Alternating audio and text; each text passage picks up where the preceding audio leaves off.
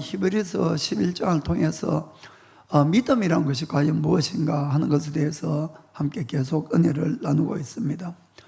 성경은 믿음이 없이는 하나님을 기쁘게 할 수 없다 이렇게 말씀을 하고, 또 우리 죄인인 우리가 구원을 받는 것이 우리가 많은 고행을 하거나 또 선행을 하거나 이렇게 해서 죄가 없어지고 구원을 받는 것이 아니고, 오직 믿음으로 우리의 죄가 사함을 받고 구원을 받는다 이렇게 되어 있는 것입니다. 그러니까 믿음은 눈에 보이지는 않지만은 우리의 모든 삶의 성패를 좌우하기도 하고 영원한 생명까지 좌우하는 그런 아주 중요한 그런 능력이 있다는 것을 우리는 꼭 믿으시길 바랍니다. 그리고 지금까지 계속해서 우리가 믿음으로 승리한 많은 신앙의 이 선조들을 쭉 살펴봐왔습니다. 오늘도 우리가 히브리서 11장을 통해서 또 믿음의 이 선배들을 다시 보겠습니다만은, 오늘은 이 믿음의 사람들 다 믿음으로 살았지만은 크게 두 가지 그룹으로 이렇게 나눌 수가 있습니다. 한 그룹은 지금처럼 그들에게 있는 모든 시련이나 어려움이나 이런 모든 것들을 믿음으로 다 승리를 한, 또 정복을 한 이런 분들이고, 또 한 분들은 그들도 똑같은 시련과 어려움을 믿음으로 맞섰지만은 순교한 그런 사람들이라는 것입니다. 그래서 우리가 하나 명확하게 깨달으면 되는 것은, 내가 하나님 앞에 믿음으로 산다고 해서 나의 모든 문제가 언젠가 다 해결된다 이렇게만 생각하면 안 된다는 것입니다. 그렇지 않을 때도 있다는 것을 우리는 그걸 잘 깨닫고 아셔야 됩니다. 물론 우리가 일반적으로 믿음으로 하나님께 나아가면은 문제가 해결되는 경우가 훨씬 많이 있습니다. 그러나 어떠한 경우에는 하나님의 뜻과 계획 가운데서 그것이 안 이루어질 때도 있다는 겁니다. 그런데 안 이루어지는 경우는 안 이루어지는 것이 훨씬 주위에 있는 많은 사람들에게 하나님의 은혜가 흘러갈 수 있기 때문에 그렇게 하는 것입니다. 그러니까 우리를 더 힘들게 하려는 것이 아니고 더 좋게 하기 위해서 나는 응답을 못 받을 수도 있다는 것을 우리가 깨닫고 하시길 바랍니다. 그러나 이 믿음으로 모든 시련을 극복한 사람들도 결국 믿음을 통해서 이루었고, 또 내가 비록 순교자가 됐다 할지라도 그 순교를 할 수 있는 것도 주님을 사랑하는 아주 큰 믿음이 없으면 절대 할 수가 없다는 것이죠. 그렇기 때문에 이 믿음으로 우리가 나아갈 때에 모든 환경에 대해서 그것을 극복할 수 있는 사람도 만들고 또 순교자도 만드는 겁니다. 그렇기 때문에 꼭 모든 환경을 다 이긴 사람만이 믿음으로 승리했다 이렇게 이야기할 수가 있는 것이 아니고, 비록 순교를 했다 할지라도 그 사람도 믿음으로 승리했다는 사실을 우리는 꼭 인정하고 받아들여야 되는 것입니다. 자, 그러면 오늘 히브리서 11장 32절부터 보겠습니다. 내가 무슨 말을 더 하리요? 기드온, 바락, 삼손, 입다와 다윗과 사무엘과 및 선지자들의 일을 말하려면 내게 시간이 부족하리로다. 아멘.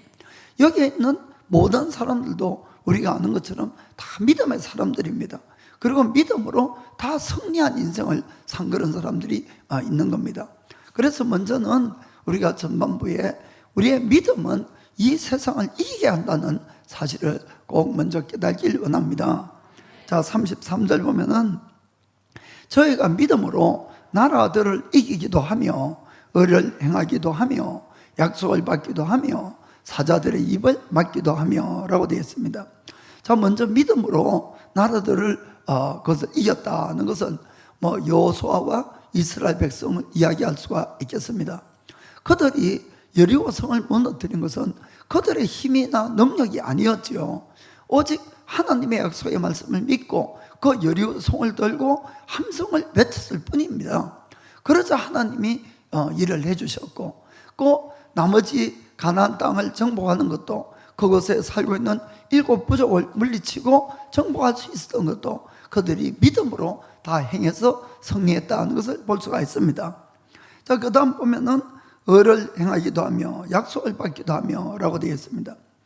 우리가 성경 안에는 약 8,500개의 하나님의 약속의 말씀이 있다고 이렇게 합니다. 제가 세운 것은 아니고 또 어떤 분이 시간이 좀 있었던 것 같아요.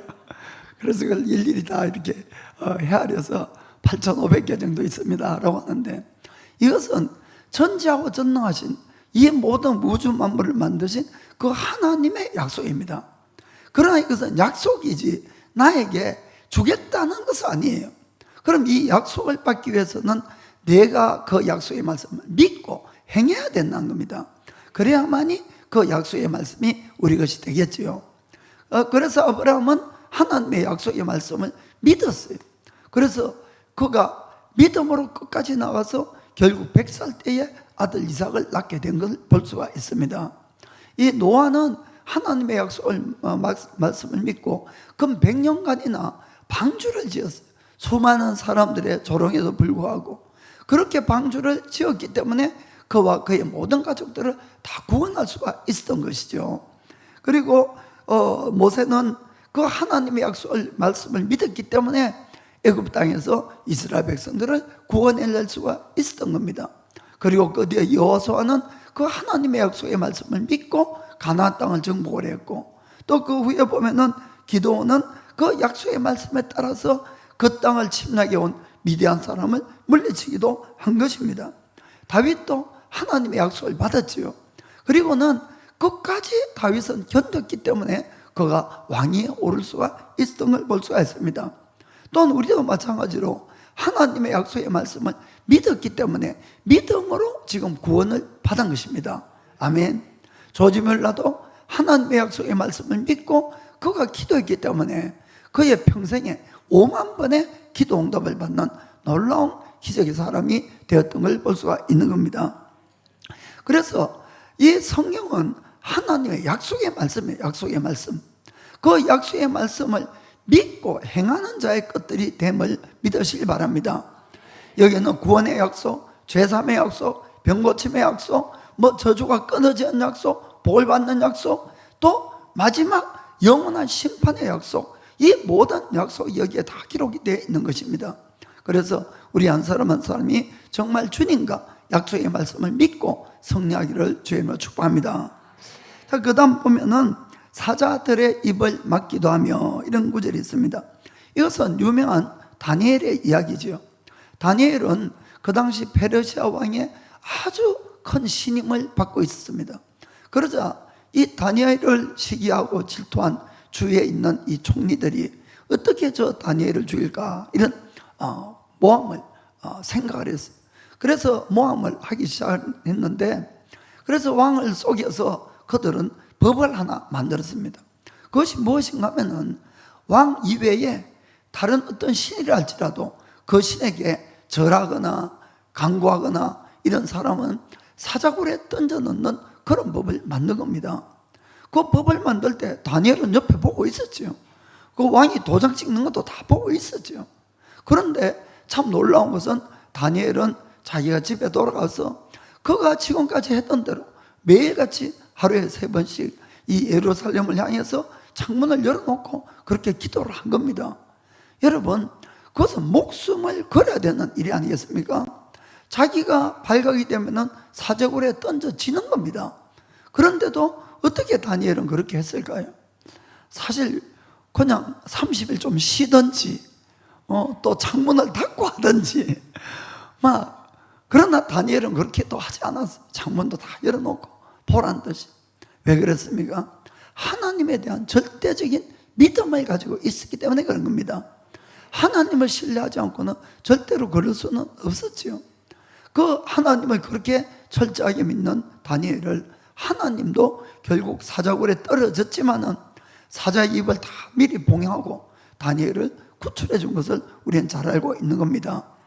그리고 그 뒤에 다니엘을 모함한 그 모든 사람들, 막 가족까지도 다 사자굴에 다 넣어서 다 죽게 이렇게 됐죠. 자, 히브리서 11장 34절 보면은 불의 세력을 멸하기도 하며 칼날을 피하기도 하며 연약한 가운데서 강하게 되기도 하며 전쟁에 용맹되어 이방 사람들의 진을 물리치기도 하며. 자, 그다음 제일 위에만 하겠습니다.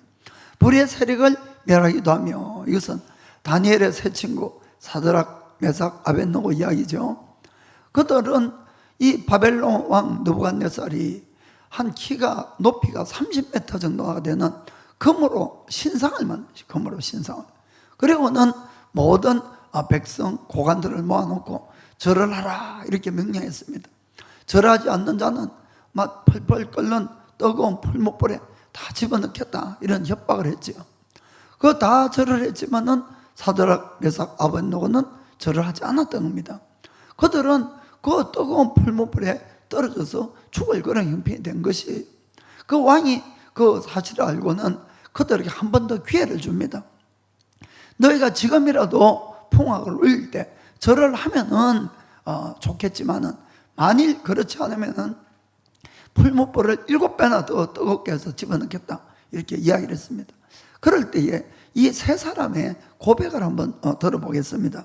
자, 다니엘서 3장 16절부터 18절까지. 사드락과 메삭과 아벳느고가 왕에게 대답하여 가로되 느부갓네살이여, 우리가 이 일에 대하여 왕에게 대답할 필요가 없나이다. 아멘. 사랑하는 성도 여러분, 우상 숭배나 신앙의 타협, 우리가 대답할 필요가 없다는 겁니다. 그 길은 생명의 길이 아니에요, 여러분. 그 길은 잠시 잠깐 우리에게 이 땅에 뭔가 편리함을 주고 좋은 걸 줄는지는 몰라도 절대로 그 길은 가서는 안 되는 걸 아시길 바랍니다. 그래서 아예 그들은 이거는 뭐 논의할 가치도 없다, 대답할 필요도 없다 이렇게 이야기를 한 겁니다. 그러고는 17절에 보니까 참 더 놀라운 이야기를 하죠. 만일 그럴 것이면 왕이요, 우리가 섬기는 우리 하나님이 우리를 극렬히 타는 풀목 가운데서 능히 건져내시겠고 왕의 손에서도 건져내시리이다. 아멘. 그들은 전지하고 전능한 하나님을 아주 정말 털철떡같이 이렇게 믿은 것을 우리가 볼 수가 있는 겁니다. 그리고 더 유명한 이야기를 하죠. 18절에 그리 아니하실지라도 왕이여, 우리가 왕의 신들을 섬기지도 아니하고 왕의 세우신 금신상에게 절하지도 아니할 줄을 아옵소서. 아멘. 사랑하는 성도 여러분, 여기서도 그들은 하나님의 뜻이 있어서 혹시 구원이 안 될 수도 있다고 고백을 하는 겁니다. 그래서 우리가 무조건 예수 믿으면은 모든 일이 다 잘 되고 모든 일이 이렇게 하는 것은 아직까지 반쪽 믿음인 거예요. 그렇지 않을지라도 나는 주님에 대한 믿음을 절대 버리지 않겠다, 이렇게 돼야 이것이 진짜가 된다는 겁니다. 아멘. 그러자 그들을 이 믿음을 보시고 하나님이 정말 그 뜨거운 풀목불에 던져졌는데도 불구하고 그 불 안에서도 머리털 하나 타지 않고 옷 하나 거르지 않았다 이렇게 되어 있죠. 그렇죠? 그러자 너무나 놀란 느부갓네살이 자기가 금신상을 버리고 이 사드락과 메삭과 아벳느고의 하나님 앞에 무릎을 꿇는 참으로 놀라운 기적이 일어난 걸 우리가 볼 수가 있는 겁니다. 자, 그 다음 11장 35절 보니까 여자들은 자기의 죽은 자를 부활로 받기도 하며 라고 되어 있습니다. 여기 자기의 죽은 자를 부활을 받기로 했다. 이것은 지난번에 이야기했던 이 사드락 시돈에 있는 사르밧 가부의 이야기입니다. 이 사르밧 가부는 참 놀라운 믿음을 가졌어요. 그와 그 아들이 마지막으로 먹고 죽으려고 하는 양식이 밀가루 조금, 이 기름 조금 남았는데 엘리야가 가서 무슨 이야기를 했습니까? 그것을 만들어가지고 나를 먼저 먹이라 이렇게 이야기했죠. 그 기근에 양식이 없어서 다 죽어가는데, 그런데 이 과부는 놀랍게도 정말 그걸 만들어서 엘리야에게 먼저 준 겁니다. 그러자 하나님은 그 믿음에 응답을 했어요. 축복을 했습니다. 어떤 일이 일어났습니까? 그 집에 있는 밀가루통에 밀가루가 아무리 사용을 해도 또 나오고 또 나오는 거예요. 그 집에 있는 기름병에 기름이 아무리 사용해도 계속 기름이 그 안에 차 있는 겁니다. 그래서 그들은 그 3년 반의 기근 속에서도 엘리야와 그 과부 가족은 아주 식량 걱정하지 않고 편안하게 이렇게 지내게 할 수가 있었던 겁니다. 그런데 하루는 갑자기 그 과부집 아들이 중한 병이 걸려서 죽어버린 거예요. 얼마나 슬픈 일이 생겼습니까? 그 일반적으로 사람이 죽으면 그만이지 않습니까? 그러면 막 슬퍼하다가 그 아들을 묻을 수밖에 없는데, 그 과부는 누구에게 가느냐 하면은 엘리야에게 가는 거예요. 내 아들 살려내라고. 내 아들. 여러분, 죽은 사람 살려내라고 여러분 하겠습니까? 죽은 사람도 하나님이 살리면 살릴 줄 믿는 믿음이 있어야지 그 이야기를 할 수 있을 거 아닙니까? 내 아들 살리내라고. 왜 내 죄를 생각나게 해서 내 아들 죽였냐고 막 따지는 거예요. 그러자 이 엘리야가 그 아들 안고 자기 방에 데리고 와서 하나님께 기도하고 살려서 돌려보낸 겁니다. 할렐루야. 그래서 성경에는 믿음으로 그 여자들이 죽은 자를 이 부활로 받았다 이렇게 되어 있습니다. 여기 여자들 이렇게 되어 있으니까 또 한 사람은 더 있겠지요. 이 수넴이라는 땅에 거기 어떤 귀부인이 있어요. 귀부인. 그런데 이 귀부인은 이 엘리사를 알아본 거예요. 아, 이 사람이 하나님의 귀한 사람이다. 그래서 엘리사가 수넴만 오면은 자기 집에 항상 초청을 해서 자기 집에서 좋은 것으로 대접을 하고 자기 집에 방을 하나 만들어서 그곳에 엘리야가 하고 머물도록 이렇게 편의를 받습니다. 그런데 엘리야가 그것이 너무나 고마웠던 거예요, 여러분. 그러니까 주위에 믿음 좋은 사람이 있으면 잘 대접하시길 바랍니다. 그 사람이 고맙게 생각하도록 이렇게 만드는 게 참 중요한 거예요. 그러니까 엘리사가 이 여인을 위해서 뭔가 자기가 뭘 해줄 게 없냐 이걸 찾은 거예요. 그래 보니까 이 여인은 나이가 많았는데 이 아들 자녀가 없는 거예요. 그래서 엘리야가 이야기를 하죠. 엘리사가 자꾸 엘리야 막 헷갈리는데 엘리사가 그 여인에게 내년 이맘때에 당신이 아들을 안을 것이다 라고 하니까 그런 거짓말 좀 하지 말으라고. 그게 믿어지겠습니까?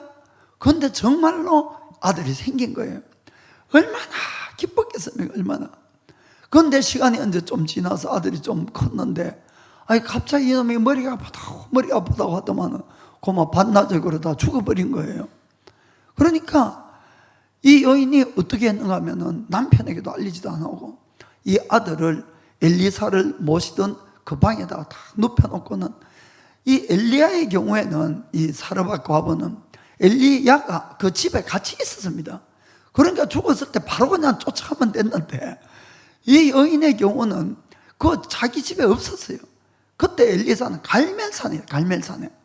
그러니까 갈멜산까지 갔다 오려면 얼마나 걸리는지 제가 장소를 잘 모르니까 잘 모르겠습니다만은 어쨌든 이 여인은 아들을 그냥 엘리사가 머물던 방에 놔두고 그 갈멜산까지 엘리사를 찾아가서 간구를 했습니다. 그러자 엘리사가 와서 이 아이를 살려주는 그런 기적이 일어났던 겁니다. 아멘. 그래서 믿음은 죽은 자도 살릴 수 있는 것이 바로 믿음인 거예요. 하나님의 기적을 나의 것으로 하나님의 능력을 나타내 보이는 것이 바로 우리의 믿음을 통해서 하나님은 역사한다는 사실을 여러분이 꼭 믿기를 주의 이름으로 축복합니다. 그래서 그렇다고 이 믿음하고 우리가 신념하는 거하고는 좀 구분을 하시길 바랍니다. 어떤 사람은 신념을 착각해서 자꾸 믿음으로 생각하는데 그것은 아닙니다. 어떤 뜻인가 하면은 자꾸 세상에는 이제 가르쳐 그런 방법을 너는 할 수 있어, 할 수 있어. 자꾸 그렇게 해서 스스로 할 수 있어, 나는 할 수 있어, 할 수 있어. 막 이렇게 하면은 사람의 능력이 개발되는 건 사실입니다. 이거 사실. 그러나 이것은 신념이지 믿음이 아닌 거예요. 하나님은 우리의 그 신념을 통해서 역사하시는 분이 아니고 하나님은 우리의 믿음을 통해서 역사하는데 그 믿음은 어떤가 하면은 하나님의 전지하고 전능하심과 하나님이 약속하신 것은 얼마든지 성취할 수 있다는 것을 그냥 어린아이처럼 순수하게 믿는 겁니다. 자꾸 어렵게 생각하시면 안 돼요. 어렵게. 그것이 아니라 순수하게 믿음으로 받아들이면 되는 것이에요. 그러면은 하나님이 역사하는 것입니다. 우리는 하나님의 일할 것, 그 약속을 믿는 거고, 일은 누가 합니까? 하나님이 하셔야지 산이 움직이지. 내가 삽으로 파가지고 산을 움직이겠습니까? 그러니까 믿음을 잘 아시길 바랍니다. 그냥 내가 할 수 있어, 할 수 있어 이렇게 한다고 믿음이 생기는 것이 아니고 하나님이란 분을 더 잘 알고 더 친밀해지고 하나님의 하시는 것을 자꾸 체험하면은 믿음이 생기는 것이에요. 그래서 여러분들이 꼭 큰 믿음을 가지시고 하나님의 큰 역사를 일으키는 주인공이 다 되기를 주님으로 축복합니다. 오늘은 또 하나의 믿음을 보겠습니다. 순교라는 이 믿음의 승리를 오늘 이야기하겠습니다. 사실 오늘 본론은 이거예요. 지난번까지 많이 했고, 우리가 믿음으로 승리한다고 해서 반드시 모든 문제가 다 해결돼야 된다든지, 반드시 모든 병이 다 나아야 되고 모든 나의 소원이 다 이루어진다, 이것만이 믿음의 승리다, 이렇게 생각해서는 안 된다는 것을 꼭 아시길 바랍니다. 오늘 본문에 나오는 이 믿음의 또 하나의 믿음은 이것은 이렇게 적혀 있습니다. 35절부터 38절까지 보겠습니다. 여자들은 자기의 죽은 자를 부활로 받기도 하며, 또 어떤 이들은 더 좋은 부활을 얻고자 하여 악형을 받되 구차히 면하지 아니하였으며, 또 어떤 이들은 희롱과 채찍질 뿐 아니라 결박과 옥에 갇히는 시험도 받았으며, 돌로 치는 것과 톱으로 켜는 것과 시험과 칼에 죽는 것을 당하고 양과 염소의 가죽을 입고 유리하여 궁핍과 환난과 학대를 받았으니, 이런 사람은 세상이 감당치 못하도다. 저희가 광야와 산중과 암열과 토굴에 유리하였느니라. 아멘. 이분들의 믿음도 정말 대단한 믿음이었습니다.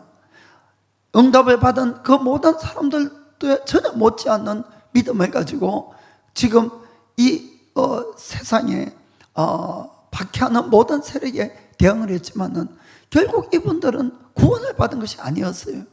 때로는 더 심한 고난과 핍박과 어려움을 당하고 심지어는 죽기까지 한 사람도 수없이 많이 있었다는 겁니다.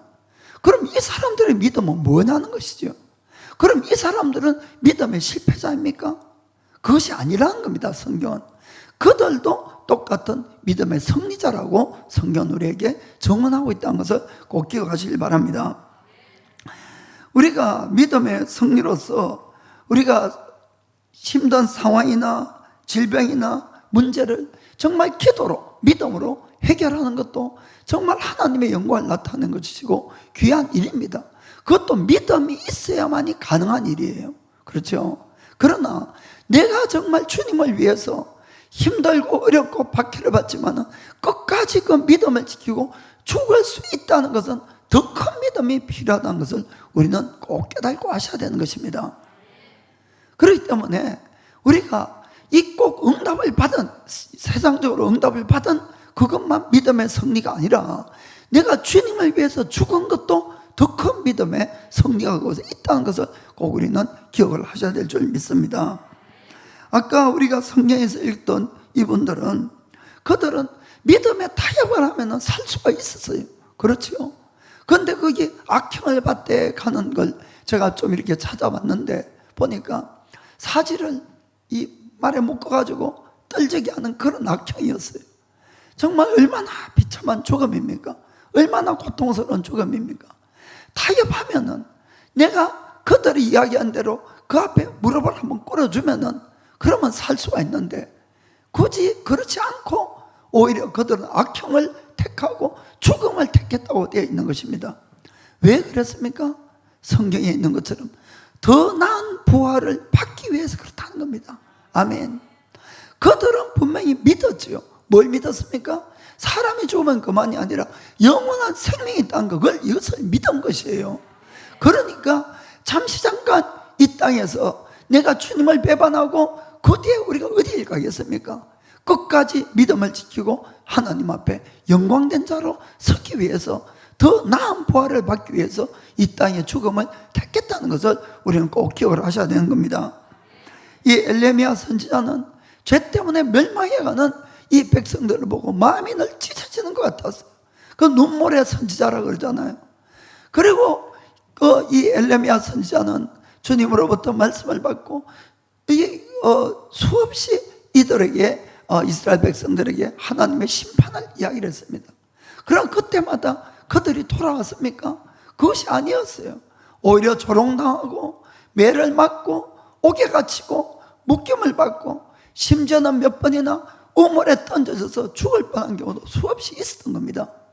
하나님의 말씀을 받고 하나님을 믿고 그들을 위해서 일을 해도 돌아오는 것이 이와 같은 고통과 고난인 경우도 있다는 것을 우리는 아셔야 됩니다. 이 미가야 선지자인 경우도 우리가 살펴보면은 이 400명이나 되는 하나님의 선지자가 다 왕의 비유를 맞추려고 이 거짓을 예언하고 있는데 그만이 바른 예언을 했습니다. 그 바른 예언을 하니까 다른 거짓 선지자가 그의 뺨을 쳤어요. 그런 모독을 당했습니다. 또 아방이 그를 옥에 가두는 그런 일이 있었던 겁니다. 우리가 믿음으로 산다고 다 좋은 일이 일어나는 것이 아니라는 걸 분명히 아시길 바랍니다. 오히려 매도 맞고 옥에 갇히고 이런 일이 생기는 겁니다. 이 스가랴 선지자인 경우는 요아스 왕이 하나님을 잘 섬기다가 그가 배반에 돌아섰어요. 그것 때문에 하나님의 성령이 감동을 받아서 그가 경고를 하는데 어떤 일이 생깁니까? 자, 역대하 24장 20절 21절 보겠습니다. 이에 하나님의 신이 제사장 여호야다의 아들 스가랴를 감동시키시매 저가 백성 앞에 높이 서서 저희에게 이르되 여호와께서 말씀하시기를 너희가 어찌하여 여호와의 명령을 거역하여 스스로 형통치 못하게 하느냐 하셨나니 너희가 여호와를 버린 고로 여호와께서도 너희를 버리셨느니라 하나. 이 스가랴 선지자는 하나님의 신의 감동을 받아서 지금 전한 겁니다. 하나님의 말씀, 음성을 전한 것이에요. 그런데 결과가 21절에 무리가 함께 꾀하고 왕의 명을 쫓아 여호와의 전뜰에서 돌로 쳐 죽였더라. 아멘. 돌아온 결과가 결국 돌에 맞아 죽는 그런 순교를 당하고 말았다는 것입니다. 우리가 아는 것처럼 스데반 집사도 그가 복음을 전한 것 때문에 돌로 맞아 순교를 하게 된 것입니다. 바울과 실라가 이 빌립보 지방에 가서 복음을 전하다가 그들에게 돌아온 것은 매질과 이 깊은 지하 감옥에 갇히는 그런 일이었던 것입니다. 우리가 이 유대인의 그 역사서를 읽어보면은 이 이사야, 유명한 구약의 이사야 선지자가 이 유다의 므낫세 왕에 의해서 톱으로 켜서 죽였다고 이렇게 되어 있습니다. 이 사람들은 하나님을 안 믿던 사람들이 아니라 하나님을 믿어도 정말 열심히 잘 믿었던 사람들이죠. 다 죽음 앞에서도 그들은 하나님에 대한 믿음을 버리지 않고 끝까지 믿음을 지켰던 사람입니다. 그럼에도 불구하고 하나님은 그들을 건져주지 않았다는 것을 우리는 잘 아셔야 됩니다. 그들 또한 죽으면서도 하나님을 원망한 것이 아니라 하나님을 찬양하고 죽었다는 것도 우리는 잘 기억을 해야 될 줄 믿습니다. 좀 전에 이야기했던 것처럼 사람이 죽으면 그만이 아니라는 것을 그들은 너무나 잘 알고 있었던 겁니다. 이 세상이 무엇입니까? 야고보서를 읽어보면 아침에 잠깐 있다 없어지는 안개니라 이렇게 말씀했어요. 잠깐 있다 없어지는 안개. 20대, 30대는 자기가 죽는다는 생각 한 번도 안 해볼 거예요. 한 번도. 자기가 늙는다는 생각도 한 번도 안 해볼 거예요. 그러나 조금만 더 지나가 보세요.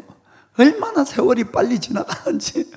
그리고 다 정말 이 세상을 떠나야 되는구나 이런 생각을 다 할 때가 오는 겁니다. 정말 인생이 금방 가는 것 같아요. 금방. 그래서 그들은 더 나은 부활을 받기를 원하는 겁니다. 그것이 하나님의 뜻이라면, 하나님을 위한 것이라면 죽음조차도 두려워하지 않고 자기를 내놓은 그런 사람들입니다. 사람이 죽어내면 그만입니까? 아닙니다. 반드시 누구라도 하나님 앞에 서야 되고 반드시 심판을 받게 되어 있는 겁니다. 그리고 어떤 사람은 영원한 천국으로, 어떤 사람은 영원한 지옥으로, 그리고는 그 다음에는 자신들이 한 모든 일에 대해서 하나님 앞으로 상급을 받고 영원히 그것을 누리고 사는 사람, 또 고난을 받는 사람, 이렇게 갈라진다는 것을 분명히 명심하기를 부탁드립니다. 그래서 우리가 어떠한 상황 가운데서라도 우리가 강한 믿음을 가지고 정말 하나님의 능력과 기적을 나타내서 하나님이 살아계신 것을 증거하는 것도 참 귀한 일입니다. 이것도 영광스러운 일이에요. 아주 감사한 그런 일입니다. 그러나 또 한편으로 우리가 인간의 절망 속에서, 이 극한의 절망 속에서도 또 죽음을 눈앞에 두고서도 그 사람의 신앙의 색깔이 조금도 변하지 않고 주님을 찬양하고, 그의 찬양의 이 색깔이 조금도 변함이 없고, 기도의 이 호흡이 조금도 변함이 없이 하나님을 찬양하고 기도하고 믿을 수 있는 사람들의 이 믿음은 또 다른 우리에게 큰 이 신앙을 증가시켜 준다는 것을 꼭 믿으시길 축복합니다. 그리고 우리가 예수님을 믿으면은 물론 대부분은 다 잘 됩니다, 여러분. 그리고 문제도 해결되고 또 우리가 병도 낫고 또 이렇게 될 수가 있습니다. 그러나 이것만을 우리가 고집하게 되면은 우리가 응답을 못 받는 사람, 또 순교하는 사람은 실패자가 되고 많은 겁니다. 그러나 절대로 그렇지 않다는 것을 여러분 꼭 깨닫길 원합니다. 우리가 참된 믿음이라는 것을 한번 생각해 보겠습니다. 참된 믿음. 여러분, 실제로 기도 응답을 계속 받고 있는 사람은 신앙생활 하기가 쉬워요, 솔직히 아니하기로. 왜냐하면은 기도하는 것마다 응답이 되니까, 문제가 해결되고 하니까 솔직하게 믿음을 계속 가지고 전진해 나가기가 쉽습니다. 그러나 내가 기도해도 응답이 오는 것이 아니라 더 힘든 일만 계속 되는데도 나의 이 믿음을 조금도 흔들림이 없이 지켜나간다는 것, 이거야말로 저는 믿음 중에 믿음이라고 생각합니다. 정말 그런 믿음이야말로 진짜 믿음이 되는 것이에요. 그런데 하나님은 때로는 그런 믿음을 우리에게 요구할 때도 있다는 것을 여러분 명심하시길 바랍니다. 그렇기 때문에 이 순교는 오히려 더 큰 믿음을 우리에게 요구하고 있는 것입니다. 하나님에 대한 절대적인 믿음이 없으면 절대로 어느 누구도 순교를 할 수가 없기 때문에 그런 것입니다. 한국의 이 6.25 전쟁 때 실제로 있었던 이야기를 좀 말씀드리겠습니다. 이 북한에 있는 이 공산주의자들이 쳐내려와서 그때 남한에 있는 큰 2,000여 개의 교회를 다 파괴했어요. 그리고 수많은 크리스찬들이 죽어나갔습니다. 특별히 목사와 목사 가족들은 용서 없이 그들이 다 죽여버리고 이렇게 했어요. 그 실제로 인천의 어떤 동네에서 있었던 일인데, 이 목사 일가를 붙들어서 그 마을 공터에 이제 끌고 와서 사람들이 쭉 모여서 인민재판 가는 게 소위 이제 벌어졌던 겁니다. 거기에는 이 목사 가족이 다 들어갈 만큼 큰 웅덩이를 파놓고 그 안에다 목사 가족을 다 집어넣고 거기에 이 두목 같은 사람이 이제 이야기를 합니다. 그 죄명이 뭔가 하면은 성경으로 거짓말, 미신을 사람들에게 가르쳤다는 겁니다. 그래서 이제 진민재판을 하는 거예요. 그래서 이 목사 양반, 당신이 지금까지 이 성경의 거짓말로 가지고 수많은 사람을 이게 속여왔는데 그것을 당신이 인정하고 두 번 다시 그런 짓을 하지 않겠다고 여기서 맹세를 하면은 내가 너와 너의 가족을 살려주겠지만은 만약에 네가 그렇지 않으면은 너희들을 완전 생매장을 해서 죽여버릴 거야, 이렇게 협박을 했습니다. 아이들이 너무나 두려워서 막 울면서 아빠한테 소리를 쳤어요. 아빠 무서워, 살려줘. 아빠 거짓말이라고 해, 잘못했다고 해. 아빠 살려줘, 죽기 싫어, 막 이렇게 막 외치던 거예요. 여러분, 이 우리가 그 상황에 우리라면은 정말 어떤 마음을 가질까 한번 생각을 해봤으면 좋겠습니다.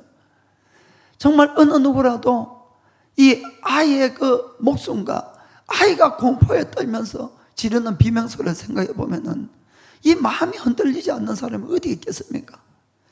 정말 하나님의 은혜가 없으면 도저히 그 일을 이겨나갈 수가 없었을 것 같아요. 이 목사님도 아이가 비명을 지르고 공포에 떨면서 아빠 살려달라고, 아빠 죽기 싫다는 그 이야기에 마음이 흔들렸어요. 그래서 목사님이 부탁 떨면서 떨리는 목소리로 이렇게 이야기를 했습니다. 예, 알겠어요. 제가 지금까지는 내가 잘못했어요. 그때에 이 사모님이 여보 하고 탁 잡았어요. 그리고는 그만하세요. 그리고는 얘들아 두려워하지 말고 내 말을 잘 들어. 얘들아 너희는 오늘 밤에 왕 중의 왕이시고 만주의 주 되신 그 영광의 예수님과 우리는 함께 식사를 할 거야. 그러고는 찬양을 부르기 시작했어요. 하늘 가는 밝은 길이. 그 찬양을 계속 부르니까 이 목사님도 아이들도 그 찬양을 같이 막 따라서 이렇게 불렀던 겁니다. 그 찬양소를 듣고 있던 이 공산주의자들이 화가 머리끝까지 나가서 막 미친 듯이 삽을 가지고 흙을 막 그 안으로 퍼넣기 시작한 것이에요. 흙이 막 쏟아져 들어오는데도 그들은 끊임없이 찬양을 불렀어요. 조금 잠시 잠깐 후에 아이들이 다 묻혀버리고 말았어요. 그래도 목사 부부는 계속 주님을 찬양을 했습니다. 이 흙이 점점 올라와서 이 목까지, 그리고는 와도 찬양을 하고 마지막에는 흙에 다 덮여서 그 가족이 다 순교하고 말았던 겁니다. 그곳에 있던 수많은 사람들이 그 무시무시한 광경을 보고 다 얼어붙었어요. 자기들도 무슨 일을 당할지 두려움에 이렇게 떨고 있었던 겁니다. 하나님은 그 목사 가족들이 주님에 대한 믿음을 끝까지 그렇게 지켰는데도 구해주지 않은 겁니다. 어떤 면에서. 그런데 놀라운 일이 일어난 것이에요. 거기에 뚫려서 있던 수많은 사람들에게 성령님의 아주 큰 감동이 임하기 시작했던 겁니다. 그리고 나중에 대부분이 예수님을 다 믿었어요. 오히려 그들은 예수를 못 믿게 하려고 그 공포스러운 일을 그렇게 만들었는데 오히려 하나님의 은혜가 넘쳤다는 겁니다.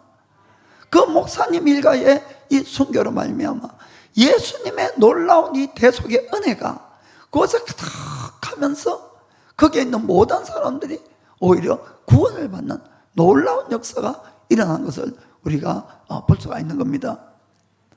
그렇기 때문에 그분들의 순교는 실패가 아니라 오히려 더 수많은 사람들을 구원할 수 있는 구원의 길을 열어놓은 것이다, 이렇게 우리가 할 수가 있는 겁니다. 그래서 시편 116편 15절에 보면은 이런 말씀이 있습니다. 성도들의 죽는 것을 여호와께서 귀중히 보시는도다. 아멘.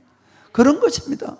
결코 주님을 위한 이 죽음은 헛된 죽음이 아니라는 것을 꼭 기억을 하시길 바랍니다. 사랑하는 성도 여러분, 우리의 이 신앙의 궁극적인 목표는 어디에 있습니까? 영원한 생명을 얻는 것이에요. 그렇지 않습니까? 우리가 이 땅에서 뭔가를 더 성공하고 잘 먹고 잘 살고, 그것이 절대로 아니라는 것을 우리는 꼭 명심을 해야 됩니다. 우리가 그런 관점에서 순교와 그런 관점에서 신앙생활을 바라봐야 되는 것입니다.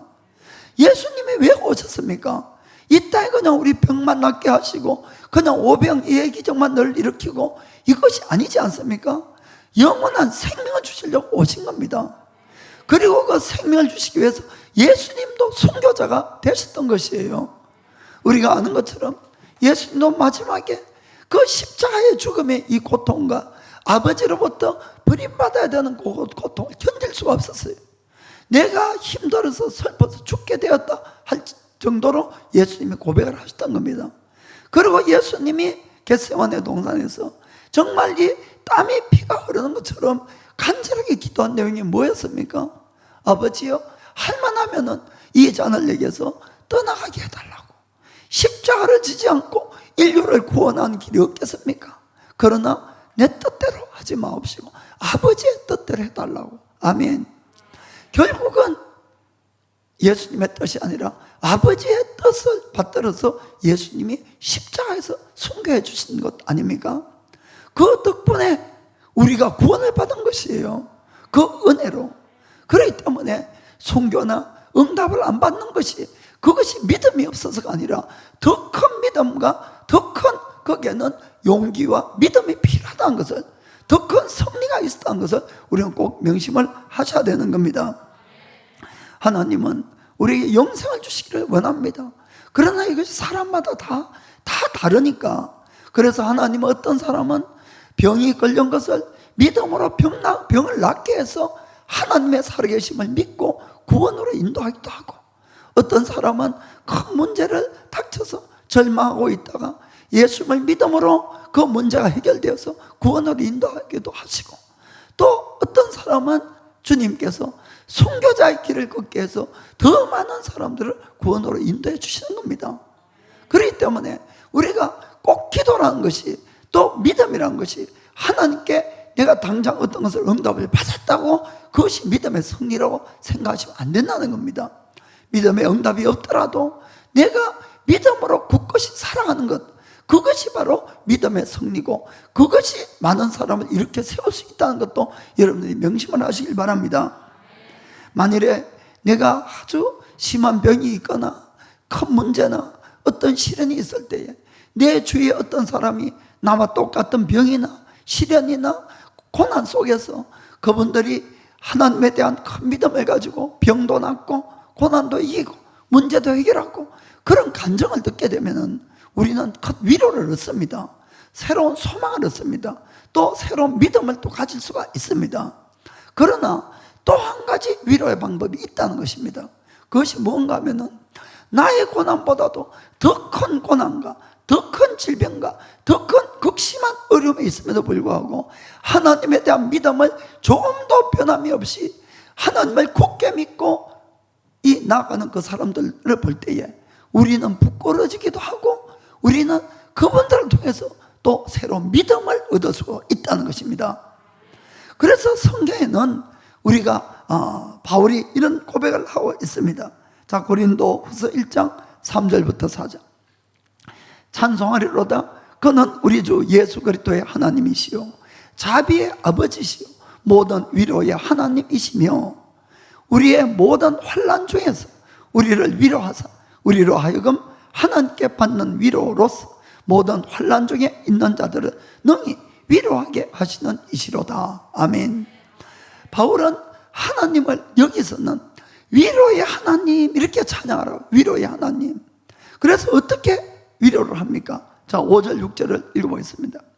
그리스도의 고난이 우리에게 넘친 것 같이 우리의 위로도 그리스도로 말미암아 넘치는도다. 6절에 우리가 환난 받는 것도 너희의 위로와 구원을 위함이요 혹 위로받는 것도 너희의 위로를 위함이니 이 위로가 너희 속에 역사하여 우리가 받는 것 같은 고난을 너희도 견디게 하느니라. 아멘. 심하게 고난을 받고 있는 사람이 있을 때 이런 이야기입니다. 우리가 더 심한 고난을 받는 것도 너희들의 위로를 위함이라는 것입니다. 그리고 내가 그 고난 속에서 구원을 받고 응답을 받고 승리를 하는 것도 너희들의 위로를 받기 위함이라는 것입니다. 그러므로 너희가 새로운 믿음의 챌린지를 할 수가 있다는 것이죠. 그래서 우리가 고난을 받으나 우리가 위로를 받으나 응답을 받으나 믿음으로 내가 나아갈 때에 나를 통해서 수많은 사람들이 그 사람들이 위로를 받고 축복을 받고 믿음으로 승리해 갈 수 있다는 것을 우리는 꼭 기억을 하셔야 되는 겁니다. 그렇기 때문에 우리가 나의 상황이 어떠하다 할지라도 좋을 때만 주님을 찬양하고 믿는 것이 아니고 힘들고 어려울수록 더 믿음으로 나아갈 때에 나의 믿음을 통해서 수많은 사람들을 위로할 수 있다는 사실을 꼭 여러분들이 믿게 되기를 주님으로 축복합니다. 그래서 사랑하는 성도 여러분, 어떠한 상황 속에서도 우리는 하나님에 대한 믿음으로 응답을 해야 됩니다. 믿음으로 반응을 해야 된다는 것입니다. 좋은 일에도 믿음으로 반응을 하셔야 되고 슬프고 어렵고 힘든 일에도 반드시 믿음으로 반응을 하시길 바랍니다. 그럴 때에 진정한 승리자가 되는 겁니다.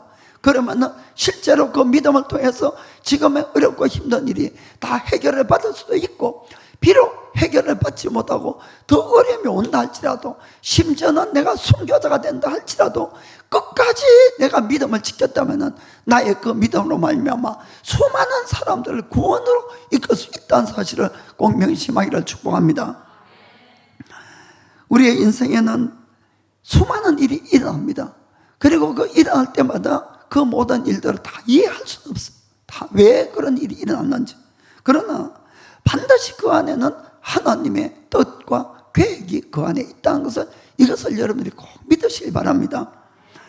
그래 때로는 그것이 얼마나 힘들어서 이제 곧 숨이 넘어가고 죽을 것 같은 그런 힘든 상황이라도 그곳에도 하나님 뜻이 있습니다.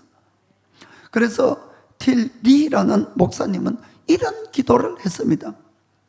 주님, 저에게 지금의 이 환경을 변화시킬 수 있는 용기와 지혜와 능력을 주시옵소서. 그러나 이 환경이 변해서는 안 될 것이라면은 주님, 지금의 이 환경을 내가 받아들일 수 있는 평강을 저에게 주시옵소서. 그리고 이 두 가지가 어떻게 다른 것인가를 깨달을 수 있는 지혜를 저에게 주시옵소서라고 기도를 했습니다. 자, 기도하겠습니다.